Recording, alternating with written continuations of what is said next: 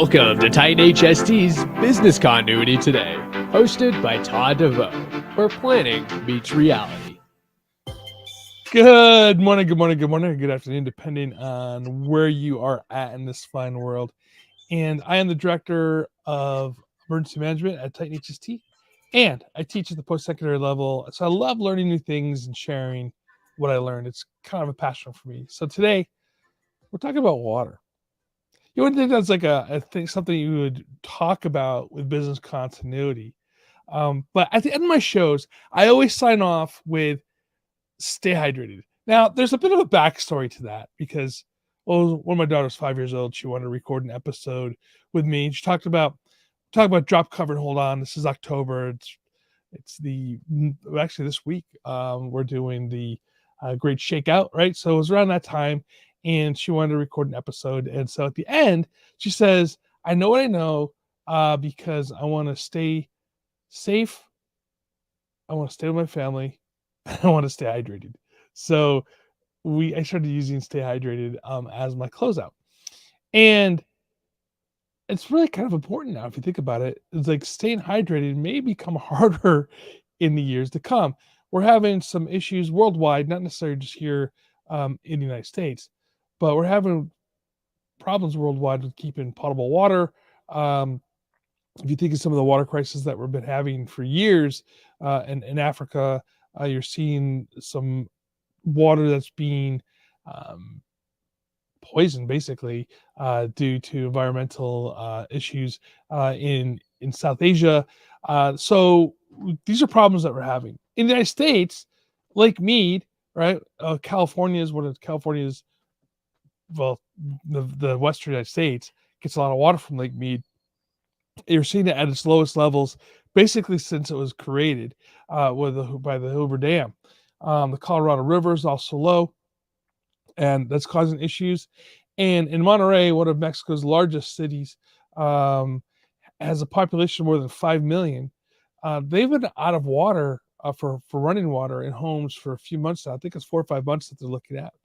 The area's mountains is supposed to provide water by treaty to some of the areas, some cities along the border into Texas. And they're unable to fulfill that because they're, well, keeping water for their people in Mexico.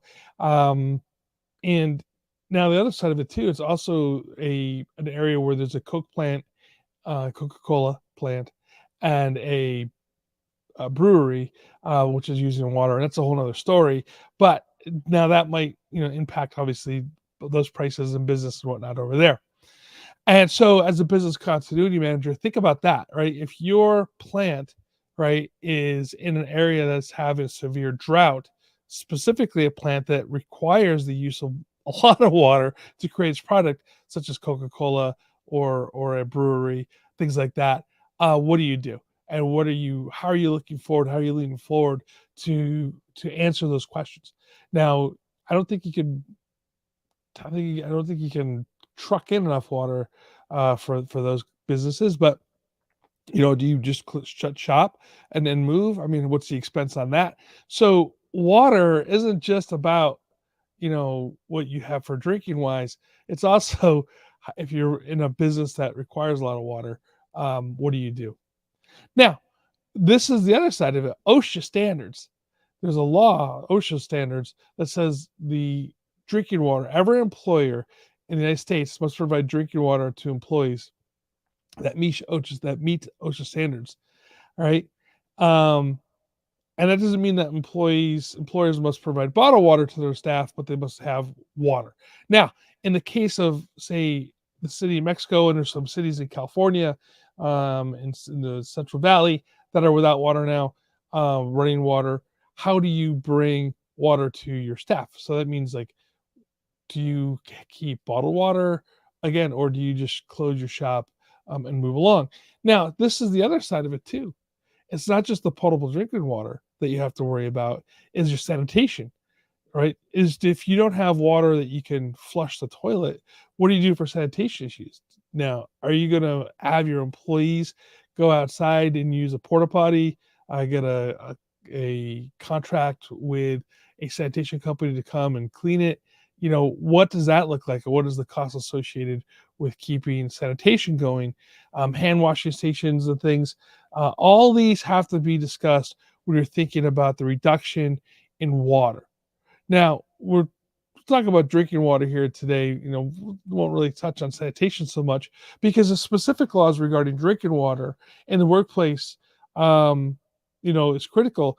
Providing water to employees is part of the idea of a safe workspace. You walk through any building here in the United States, you're going to see drinking fountains, hand washing stations like bathrooms and whatnot, that are there for sanitation. It is that idea that I am safe to be able to have water and keep and be sanitized. Failure to do so is not only illegal, but it's not healthy for your employees. And so, what are the options that you have? So, thinking about water becomes a critical point of business continuity, right? And it sounds weird, right? It sounds weird if you think about it that way. You're going, okay, I'm looking at earthquakes and fires and hurricanes and tornadoes and all this other stuff, and water just tends to be, well, I can just go turn the tap on. And I hope and pray that we stay to the point to where here in most developed nations that water doesn't become a problem. But now we're looking at Mexico, right, with 5 million people who do not have running water. If you look at what's happening in Mexico, they're lining up at water trucks, right, and they're bringing in bottled water. We've seen this happen not just in Mexico, not just in Central California, but also what happened right now with Hurricane Ian, right? Many people are now look after the storm are looking at severe water shortages from water services due to damage and stuff. Pumps aren't being able to process drinking water and sewage, and there's some mixture of that going on right now. So that's a problem. But look at Jackson, Mississippi, where a rising river caused overwhelmed the pumps, and in a treatment plant on August 29th, 2022, right, just a few months ago. Following this rain basically caused the issue. So the city had no drinking water. It's 180,000 residents were without drinking water and forced to get bottled water. And the National Guard, the Mississippi called up the National Guard to bring drinking water and ice to its residents that are living there. 180,000 residents were forced to use bottled water. Now, again, it's not just bottled water for drinking. It's bottled water for everything. Sanitation, washing dishes, going to the bathroom, showers, whatever has to go through that. And then the many Jackson residents are still now dealing with a contaminated water with a boil water issue that's out there. So I want to talk about water rules or levels, right? So we talk about warnings and watches and stuff like this when it comes to weather, right? So with water, you have a boil water order, which means that all water that comes throughout your house, throughout your business, you have to boil the water to use it. And then there's a do not use. Now, when a do not use is issued, that means don't use it for anything. That's including firefighting and everything. So what is causing this? Well, there's also water structure issues throughout the United States, throughout the world for that matter, but we'll focus here on the United States for a minute, where the infrastructure has been is breaking down, basically. A few years ago, we saw in LA a series of water main breaks throughout the city, causing even sinkholes and things like this, right? And again, losing water to the residential areas over there and to the businesses that are associated with it. So you need to have a good, solid water plan.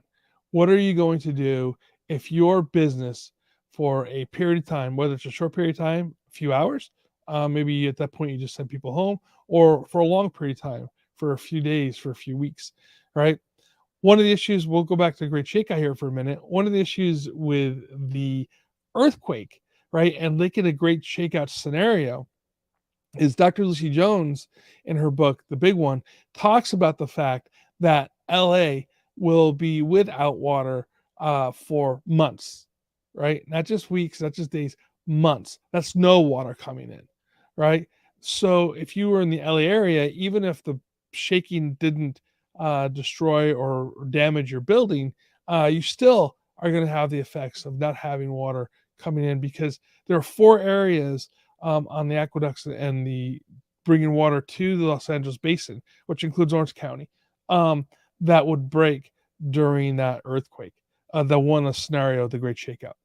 So you need to start thinking and leaning forward and thinking about water today. As we're getting into the wet months, right? It just rained here in California for the first time. No, I'm just joking. It did rain here in California, but the song "Never Rains in Southern California." It rained here, and we started talking about how do we capture that water.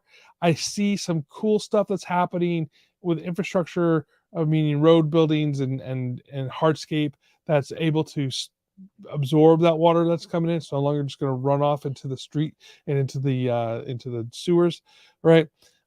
Things like that are important, right? But until that's done, and we still have plenty of water here, right? When it occurs, what are we going to do about water plants? So again, it's not just Southern California. It's just not the Western United States. Arizona, Nevada, New Mexico, right? We all know we have water issues here, but like I said, Jackson, Mississippi, 180,000 people without water. And that's also the businesses around the area too, right? So lean forward, create a water plan, and communicate that water plan to your customers and to your employees, so they know what they're doing in case of that water shortage strikes them. Like I say, everybody, thank you so much for spending time with me today. Please check out Titan HST for all your communication needs. And as always, stay safe, stay hydrated.